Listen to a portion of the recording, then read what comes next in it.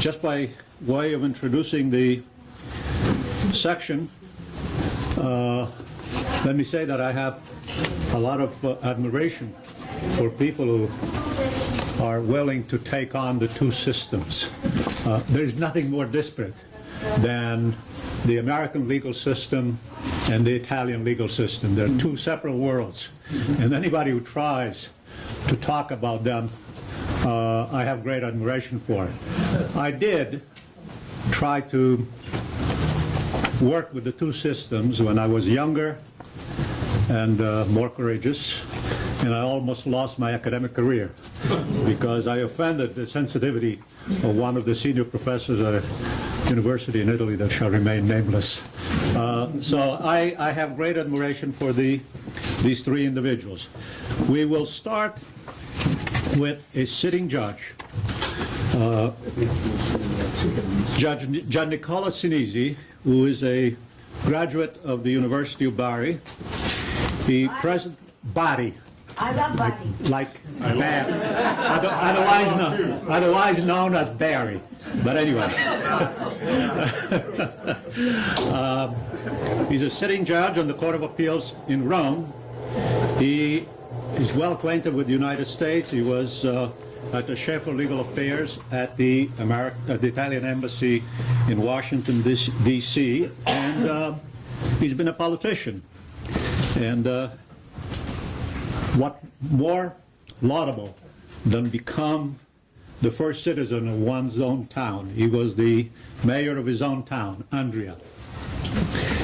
He has been a member of the Italian Parliament. He has served both in the Chamber of Deputies and in the Senate. That Senate that probably will not exist for long. He's been a president of the Italian Parliamentary Group at the Western European Union. And he has served also as Undersecretary of State in the Ministry of Interiors. Professor Giannicola Sinisi.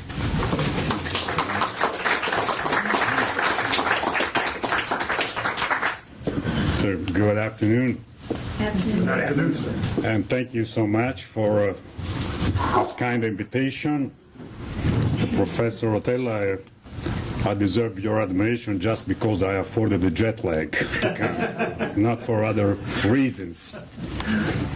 And I'm very pleased to be here today in this renowned academic institution among those prestigious speakers, and by a high qualified group of participants here convened to honor a memory of the greatest Italian-American jurist of all time, Justice Antonin Scalia.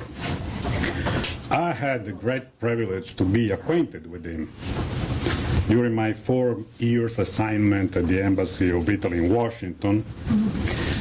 And in many sense, I can say I enjoyed his personal support as a jurist and the friendship and the generosity of the man. Therefore, let me talk of the man and then of the jurist. I can number neither the occasion when he was close to me in my daily duties of my job, nor the times when he was supporting me in any project, research, initiative, commemoration, relationships, and social events. And I have no ways to thank Justice Scalia enough, since he was a giant on the planet of justice, and I was, still I am, an ordinary judge on the planet of Lilliput. Therefore, let me thank this prestigious academic institution of Stony Brook for the invitation, in particular Professor Mignone, that asked me to be here, and my mentor, Mrs. Ludovica Purine, even if she's not longer here. Because they give me the opportunity to remember and to speak about the gratitude I have to Justice Scalia. Most importantly, let me say thank you, Nino. In fact, I never had the capacity to call him Nino. Even every time I said Justice Scalia, speaking with him, he told me with his unforgettable tone, call me Nino. I don't know if he has been a well-known virtue of his personality, But his ironic approach was so brilliant that he left me the idea that it will be almost impossible to find a more intriguing companion. When I introduced by him the new ambassador of Italy, I tried to prepare the Italian diplomat to his habits, the way of thinking, and his sharp tongue, and as Brian Fitzpatrick remembered. He answered, unfortunately, to Justice Scalia. Seen the head of a big Hulk hang in his chamber office.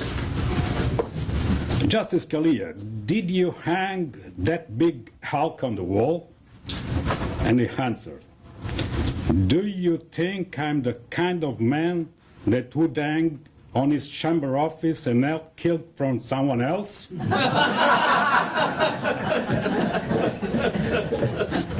So then the ambassador realized who was the man in front of me. I killed him with a single shot from 800 yards. I had the privilege of having him at home in Washington many times with his sweet wife, Mrs. Maureen. And one of those occasions, I promised him a true Sicilian dinner.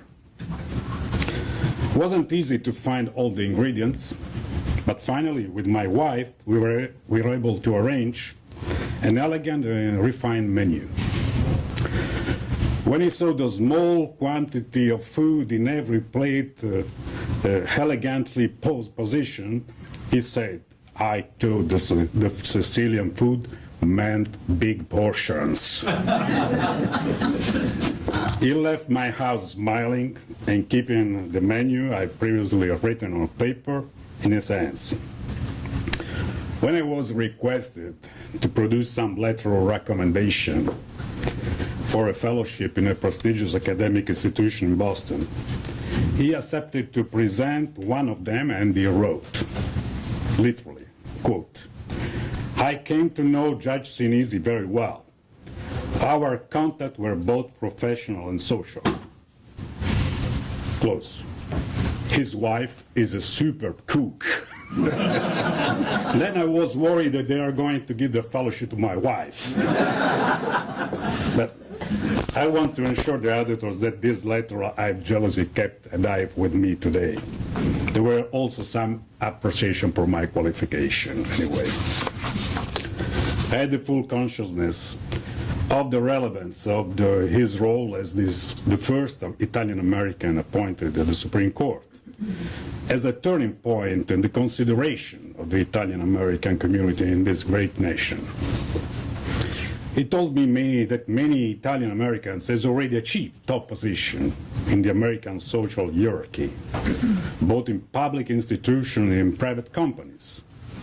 But the appointment of an Italian-American in the Supreme Court meant the time of the consideration of the Italian in the U.S. as mafiosi, while definitely extinguished. It happened in 1986, and to celebrate his appointment as an associate justice, he traveled to Italy. And on the path of his roots, and asked to meet Giovanni Falcone in Palermo, when he was fully engaged in the Maxi trial. Justice Scalia told me his compassion for the difficulties Giovanni Falcone was affording, even for having an ordinary dinner, since a number of policemen were necessary to grant his security at the restaurant. But the decision to meet Giovanni Falcone was intended to show his close support to the Italian judge. In such sense, we want to tell that even his appointment at the Supreme Court was part of the common strategy to reverse the consideration of Italy from the nation of the mafia to the nation of the anti-mafia. I know that no one is considered an outstanding defendant of the founding paper of the U.S. more than Justice Scalia.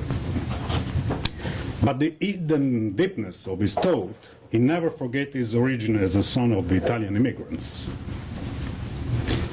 When I tried to enhance the contribute of the Italian thinkers to the birth of the new nation, I met a jurist who knows more than anyone else about the role played by the Italian immigrant in this country. In fact, on the occasion of the 150th anniversary of the Italian unification, I realized the research on the influence of the Neapolitan philosopher Gaetano Filangieri of the 18th century on the US Constitution. Seems crazy to someone, but the research moved from the correspondence between Gaetano Filangieri and Benjamin Franklin and the letters concerning their intellectual relationship. Justice Scalia knows almost everything about this correspondence. That was impressive for me, because I was a researcher in that case, but he knows almost everything already. Franklin knew the first two books of the Science of Legislation, published in 1780, an impressive elaboration of the thought of Filangieri that you can find nowadays into the Franklin Library in the American Philosophical Society in Philadelphia, with the underlines and notes that Franklin personally impressed on those books. At the time I was assigned as a diplomatic representative of the former 13 colonies in Paris.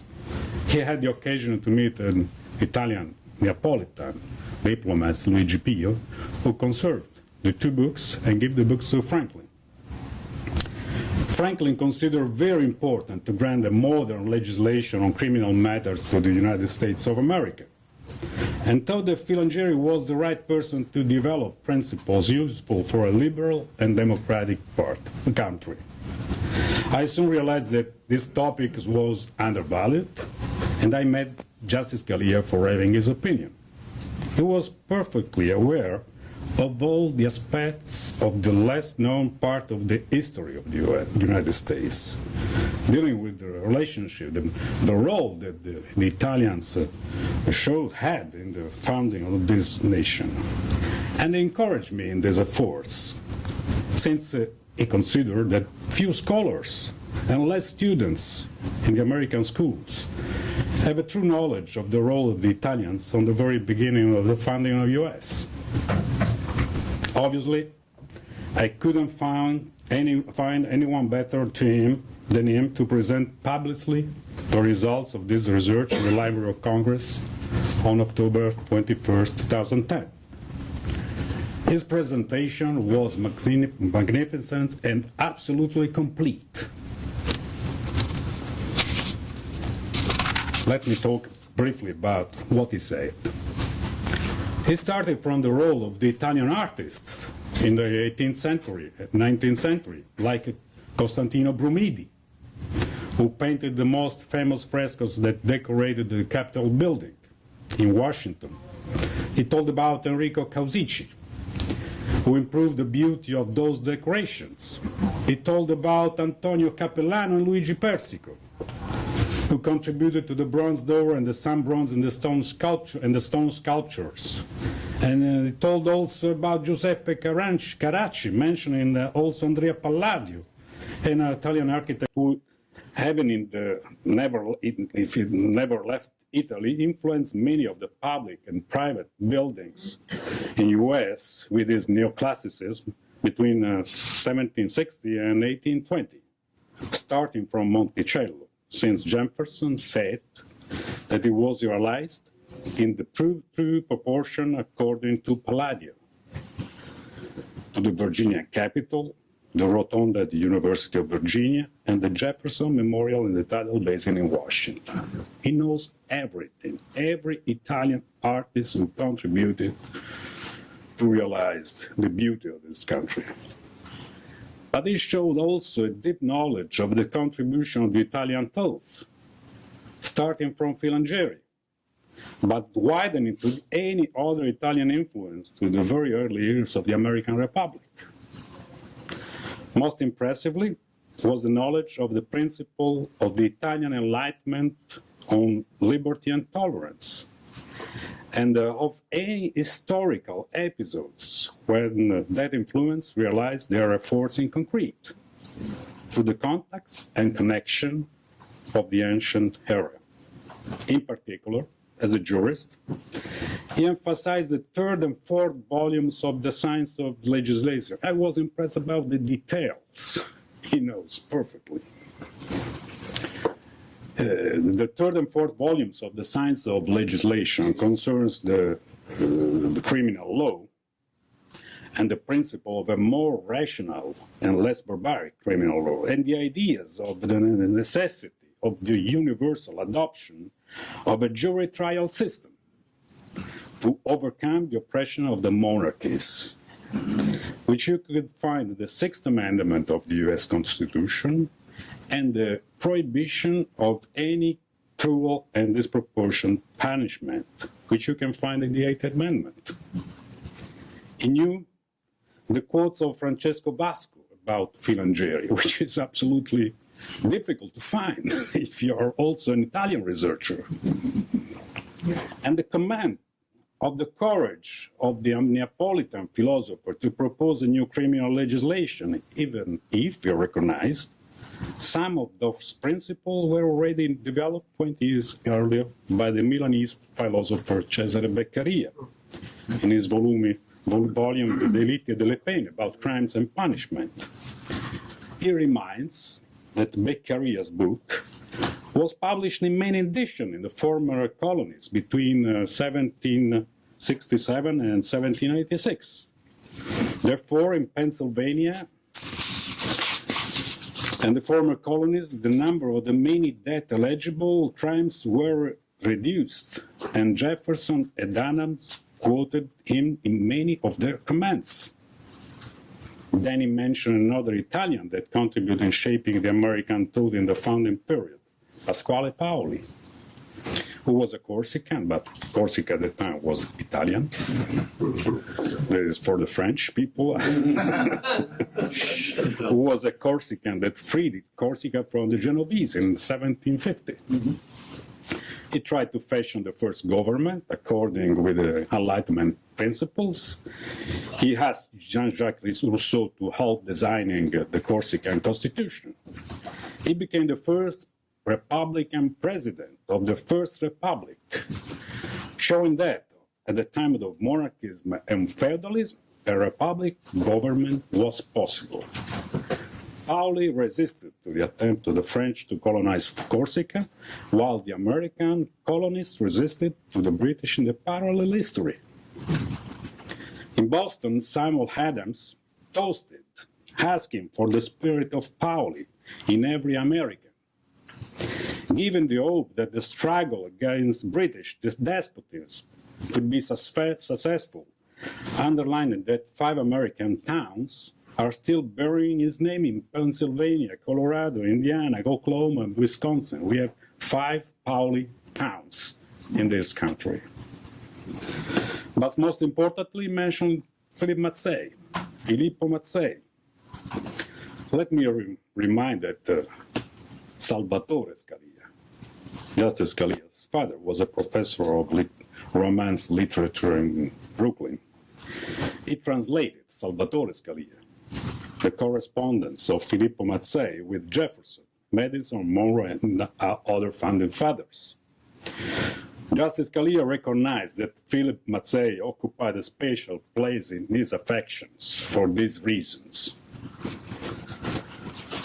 Let me remind what you obviously know. All men are by nature equally free and independent was a line of Mazzei publication in English that Jefferson included verbatim in the 1776 Virginia's Declaration of Right, on which the Bill of Rights was modeled as all men are created equal. Justice Scalia considered regrettable that for many American children in the school, the only European really well known are Montesquieu and Lafayette. To other French, sorry to French people. So, my daughter is living in Paris, so I have to take care of it. I had the privilege to meet Justice Scalia many other times and to discuss with him about the results of my research and thought on Filangieri. Since he was a strenuous defender of the originalism we have heard some so intriguing and interesting conversation by the previous speakers. In respect of what is written in the laws, avoiding any kind of creative interpretation by the judges, what you call judicial restraint, I submitted a quote of Filangieri regarding his proposal to reform the criminal procedure in the Kingdom of Naples. So, the King of Naples requested to Filangieri to introduce some principle to have a constitution. And Filangieri wrote, and I submitted to Justice Scalia this sentence: the judge apply the law, and in case of doubt, shall ask the king. Just to underline which is the role of the judge and which is the role of the legislator. He smiled. Justice Scalia smiled and crossed his arm as he usually do when he was talking something that he considered interesting, without any comments. But even that smile, with his charismatic style, gave me, during my mandate in the US, a stronger will to proceed in my effort to emphasize the less known role of the Italian thinkers at the very beginning of the most extraordinary experiment of democracy of this modern era. I realized that his interest in this matter was not only a perfect and complete contribution of a preeminent panelist, because he presented my research at the Library of Congress, but moved from a special devotion to the cause of the knowledge of the American history, and also for his personal sharing of those principles of liberty and tolerance which originated the American dream before in the European thinkers, than in the colonial elite, or in the general American population in the second half of the 18th century. So what do I want to say? The American dream started in Europe. I can't imagine how many times his father, Salvatore Scalia, mentioned Philip Mazzei at home while he was translating into English his letters. But Justice Scalia showed so deep knowledge of any details, including the disastrous political consequences on Jefferson following the publishing of a letter of Jefferson to Mazzei, which with strong criticism to George Washington in an Italian newspaper immediately after the Washington resignations. Let me conclude, say that I'm really happy to be here today. You gave me the opportunity to honor the great justice and the great man, and to continue the commitment of spreading the knowledge of the role of the Italian philosophers and jurists in the early age of this country, principle that I shared with Justice Scalia. And I'm sure that he, with his irony, will appreciate my obstinate behavior.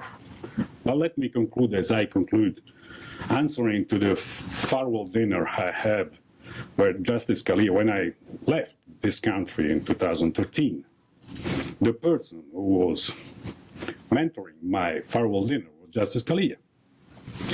And he had his farewell speech, and I was answering him just with few words, are not my words, but are the words of a poet, William Butler Yeats, which says, "Things where man glories most begin and ends, and say my glory is I've had such friends." Thank you so much.